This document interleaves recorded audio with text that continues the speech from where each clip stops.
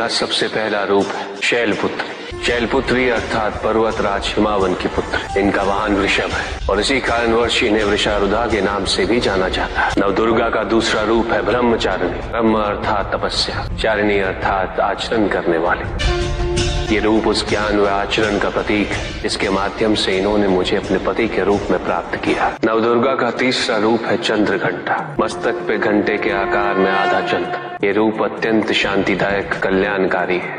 विभिन्न प्रकार के अस्त्र और शस्त्र इनकी 8 भुजाओं में सुसज्जित है। इनका तीसरा नेत्र सदैव खुला रहता है। चंद्रघंटा का वाहन सिंह है। ये युद्ध करने हेतु सदैव तत्पर रहती है। इनकी आराधना करने से निर्भीकता और वीरता के साथ ही सौम्यता और विनम्रता का विकास निश्चित है। ये जो मृत्यु देती वो सुख कारक और निर्भय अवस्था में होती है। इनकी मंद मंद हंसी से संसार का जन्म संभव होता है। यह है नवदुर्गा का चौथा रूप जिसे कुष्मांडा के नाम से जाना जाता है। अष्टभुजा, शस्त्रधारिणी, व्याघ्रवाहिनी, हिरण्यवर्णा केवल यही है जो सूर्य के भीतर लोक में वास करती है। 10 दिशाएं इन्हीं से आलोकित है। जिनकी कृपा से मूर्ता भी ज्ञान सागर में परिवर्तित हो जाती है। वो है स्कंद माता अर्थात तुम्हारी माता। नवदुर्गा का 5वां रूप सिंह वाहिनी और इनकी उपासना द्वारा मोक्ष का मार्ग सुलभ होता है। जिस रूप में इन्होंने महिषासुर का वध किया वो कात्यायनी कहलाता है।